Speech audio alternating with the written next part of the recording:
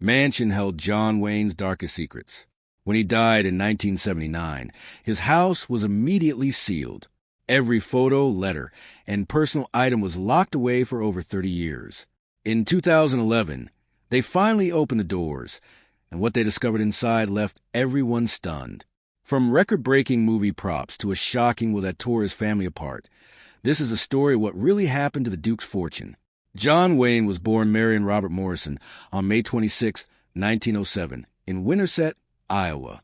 When he was born, he weighed 13 pounds, which was so unusual that the local newspaper mentioned it. From the very start, he seemed destined to be larger than life. At just 3 years old, he almost died when he fell into an icy creek. A stranger passing by saved him, and that moment showed the kind of resilience he would carry with him his whole life. His name changed early on when his parents had another son. They decided to name the baby Robert. So Marion's middle name was switched to Mitchell. This change might seem small, but it hinted at the bigger transformations that would come later. In 1914, the family moved to Glendale, California, because his father's business failed. In Glendale, Marion earned the nickname Duke because of his Airedale Terrier, also named Duke. The two were always together, and local firefighters started calling them Big Duke and Little Duke. Marion liked it, and the nickname stuck. Growing up, Marion loved football. In 1925, he got a football scholarship to the University of Southern California. He studied pre-law and was a Sigma Chi fraternity member, but his football dreams ended when he injured his shoulder in a body surfing accident. Losing the scholarship was devastating. He thought his plans were ruined, but this accident actually pushed him toward the path that made him famous. After his football career ended, Marion found a job at Fox Studios in 1927. He worked as a prop man earning $35 a week. It wasn't glamorous, but it gave him a foot in the door. His first time on screen wasn't as an actor, but as an uncredited football player in the 1926 movie Brown Harvard. During this time, he became friends with director John Ford. Ford saw something in him and gave him advice, even suggesting he change his name to something stronger. After considering a few options, they chose John Wayne, a name that would become legendary. Wayne's early acting career was tough.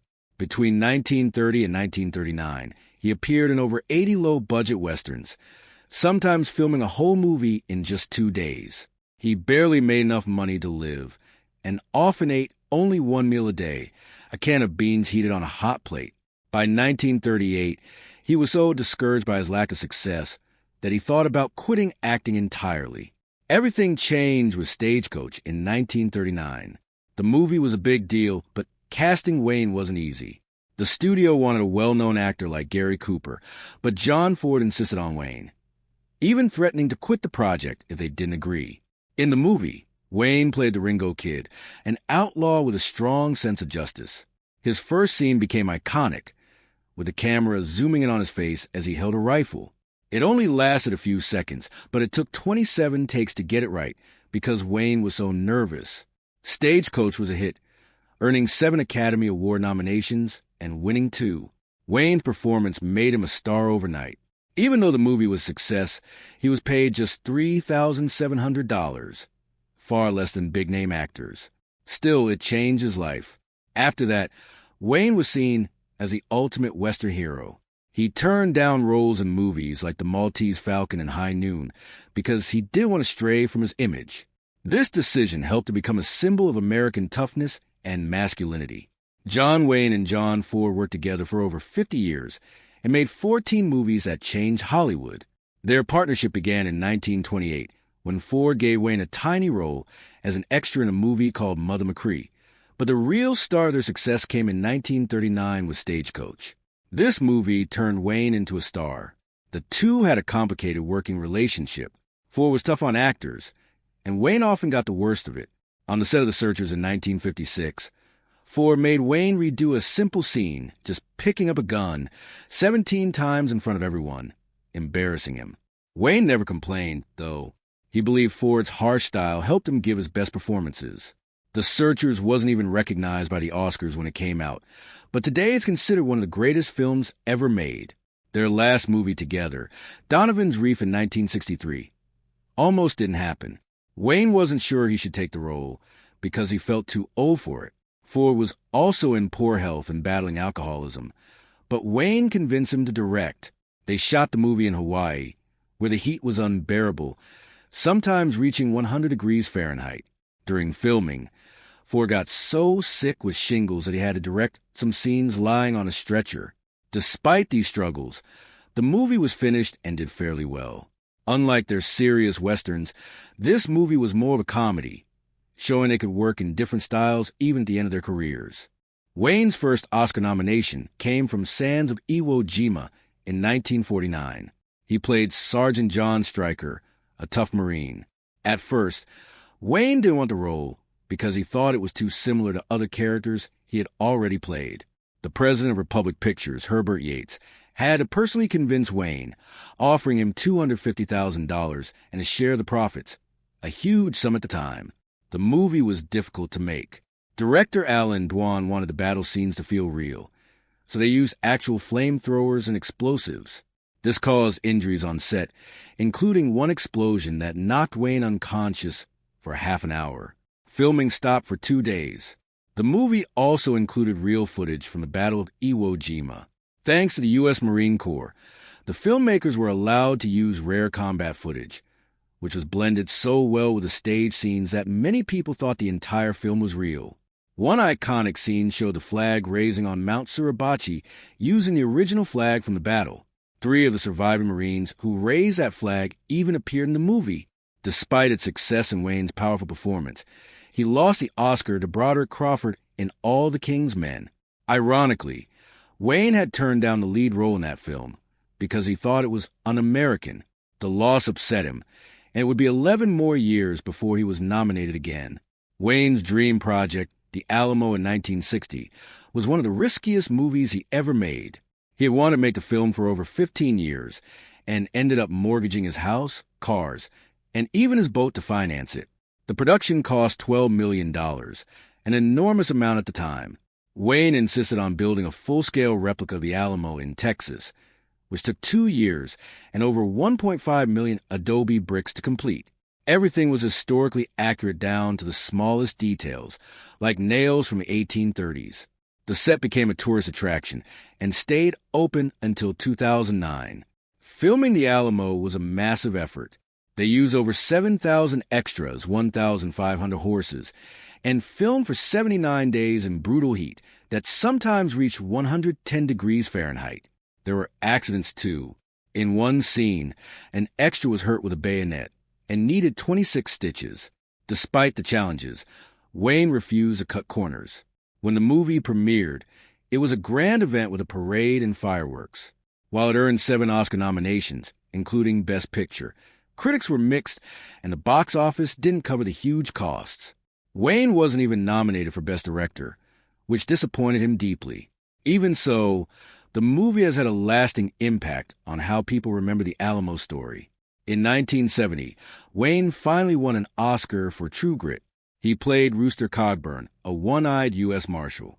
Wayne almost didn't take the role because he felt too old and was still recovering from lung cancer surgery. But after reading the novel, he realized it could be the role of a lifetime. Filming wasn't easy. It took place in Colorado, where the cold weather and high altitude were tough on Wayne's health. He had to use an oxygen tank between scenes. In one dangerous moment, his horse stumbled on a steep hill, almost throwing him off. Wayne tore a muscle in his shoulder, but kept going. To play Rooster Cogburn, Wayne gained weight and wore an eye patch that made it hard for him to see. He had to memorize the sets to avoid bumping into things. His performance was different from anything he'd done before, and audiences loved it. The movie made over $31 million and became one of the biggest hits of his career. At the Oscars, Wayne accepted his award with a famous line. "If I'd known this, I'd have put that patch on 35 years earlier." He had the flu that night, but refused to miss the ceremony. Some people thought Wayne's Oscar was more for his long career than the role itself. Even Wayne admitted later that it felt like a career award. Still, Rooster Cogburn became one of his most iconic characters, and the movie's success cemented his place as one of Hollywood's greatest stars. John Wayne's love life was full of ups and downs, with 3 marriages over nearly 50 years. His first wife, Josephine Sines, married him in 1933. At that time, Wayne's career was just starting to take off. They had 4 kids together, but Wayne's rising fame kept him away from home a lot. Things got even worse when he started a secret affair with actress Marlene Dietrich in 1938. Wayne tried to fix his marriage, even taking Josephine to Mexico in 1943 to spend time together, but it didn't work. They ended up divorcing in 1945. His second marriage to Esperanza Bauer in 1946 was wild and full of problems. Esperanza, a former actress from Mexico, was very jealous. She thought Wayne was having an affair with his co-star Gail Russell while filming Angel and the Bad Man in 1947. Her jealousy reached a breaking point one night when Wayne came home late after a party. Esperanza was drunk and so angry that she grabbed a gun and tried to shoot him as he walked in the door. Luckily, no one was hurt, but their marriage didn't survive long after that. They divorced in 1954. Wayne's third marriage to Pilar Pallit started in 1954. They stayed married until his death in 1979. They had 3 children together, and things seemed more stable for a while. But by 1973, Wayne and Pilar had separated. After that, Wayne moved in with his secretary, Pat Stacy. Even though they lived apart, Wayne and Pilar never officially divorced. Wayne's affair with Marlene Dietrich was no secret in Hollywood. It began during the filming of 7 Sinners in 1938 and lasted almost 10 years. Wayne was still married to Josephine at the time, but that didn't stop him from spending nights at Dietrich's house. The two were very passionate about each other and wrote letters back and forth, sharing their feelings openly. Dietrich even used her influence to help Wayne's career, making sure he got leading roles in movies like The Spoilers and Pittsburgh in 1942. Their affair ended in 1947, but they stayed close friends for the rest of their lives. Dietrich often called Wayne the love of her life. One of Wayne's most talked about friendships was with Maureen O'Hara. They starred in 5 movies together, starting with Rio Grande in 1950. Their most famous film was The Quiet Man in 1952. Fans loved their chemistry so much that many thought they were a real-life couple. O'Hara even joked about an old woman on the street who thought she was Wayne's wife. Wayne's kids called her Annie Maureen, showing how close she was to family. Years later, O'Hara's grandson admitted that Wayne and O'Hara did have a brief romance, but said it wouldn't have worked because they were both too strong-willed. Even so, O'Hara stood by Wayne until the end. When he was dying of cancer, she helped him receive a congressional medal to honor his legacy. In his final years, Wayne found comfort with Pat Stacy, his secretary, after he and Pilar separated. Pat became his partner and caregiver. She was 34 years younger than Wayne, but they shared a deep connection. Pat stayed by his side during his cancer treatments, managing his life and making sure he had support. They lived together from 1973 until Wayne's death in 1979. After he passed away, Pat wrote a book called Duke, a love story in 1983. The book shared details about their time together and showed a softer, more vulnerable side of Wayne that fans rarely saw. Pat never married and spent her life keeping Wayne's memory alive. She passed away in 1995. In 1964, when John Wayne was 57, doctors told him he had lung cancer. This was shocking but not surprising. Wayne had smoked heavily for years, up to 6 packs of cigarettes every day. Doctors removed his left lung and 2 ribs to save his life. The surgery was risky, with only a 50% chance of survival, but Wayne made it through and lived cancer-free for 5 years. Most people would have kept the illness private, but Wayne chose to tell the world. His advisors warned him it could hurt his career, but he didn't care. He wanted to encourage others to get checked for cancer. He even nicknamed cancer the Big C to make it less frightening. In 1965, a year after his surgery, he appeared in a TV commercial for the American Cancer Society, urging people to support cancer research. But cancer wasn't done with him. In 1979, Wayne found out he had stomach cancer. He tried an experimental vaccine, but it wasn't enough. Even as his health declined, he continued speaking out from his hospital bed, recording messages asking for more funding for cancer research. Just weeks before he died, he said, "They might find a cure for cancer without your help, but I wouldn't bet my life on it."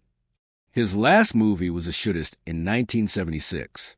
It was about an aging gunfighter dying of cancer, and it felt very close to Wayne's real life. He was 68 when he filmed it, and his health was poor. He often needed oxygen between scenes, but insisted on doing his own stunts. In one scene, he fell onto a hard floor multiple times and never complained.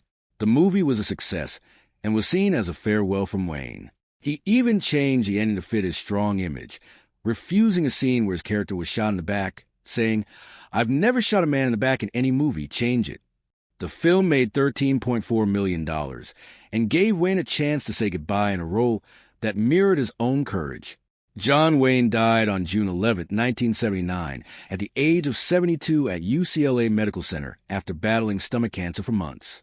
His death was a huge moment for Hollywood. President Jimmy Carter called him bigger than life and a true American hero. Thousands of fans gathered outside the hospital in his home to leave flowers, notes, and cowboy hats. His star on the Hollywood Walk of Fame became a place of remembrance. His funeral was private, but a public memorial was later held and broadcast on TV, watched by millions. The U.S. Naval Academy made him an honorary member of the class of 1979, even though he never served in the military. After his death, Orange County Airport was renamed John Wayne Airport, showing how much he meant to people. In 1985, Wayne's family created the John Wayne Cancer Foundation to honor his memory and continue his fight against cancer. The foundation helped start the John Wayne Cancer Institute, which became a leader in cancer research and helped develop early detection methods that have saved many lives. At the time of his death, John Wayne's estate was worth $6.85 million in 1979, about $25 million today. For someone as famous and successful as him, this was surprisingly small. People expected his fortune to be much bigger, since he was one of the highest-paid actors of his time. This suggests he may have spent generously during his life, or not all his assets were included in the estate. For example, he sold his yacht Wild Goose for $750,000 shortly before he died. The yacht, once a World War II minesweeper, had been a major part of his life. Wayne also loved real estate. His Newport Beach home was one of his most famous properties. He bought it in 1965 and lived there until his death in 1979. The house sat on the water facing Balboa Island and looked simple from the outside, but was grand inside, much like Wayne himself. After his death, it sold for $5.5 million in 1980. Before that, he had owned a 5-acre ranch in Encino, which he left for a quieter life by the water, along with properties in Arizona and Washington. He once joked that moving to Newport Beach earlier had been smart because by then, I sure as hell couldn't afford it. When his will was revealed, it caused drama. The biggest shock was that he left nothing to his third wife, Pilar, even though they had been married for over 20 years and had separated later.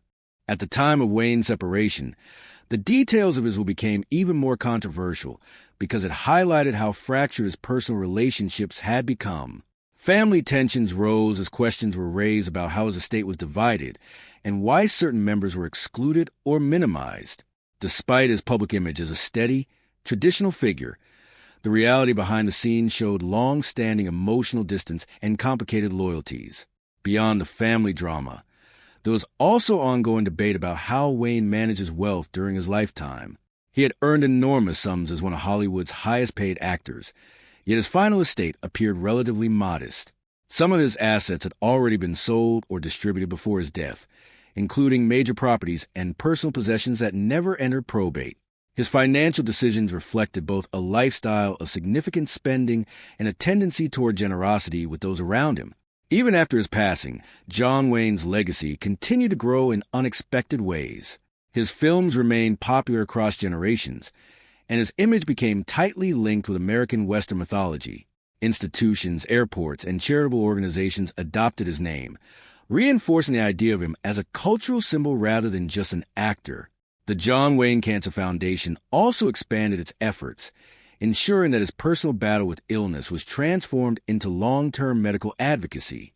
In the end, John Wayne's story was not only about fame and film success, but also about contradictions between public image and private life, wealth and simplicity, strength and vulnerability. His final years and the revelations after his death only deepened public fascination with him, turning his life story into one of Hollywood's most enduring legends.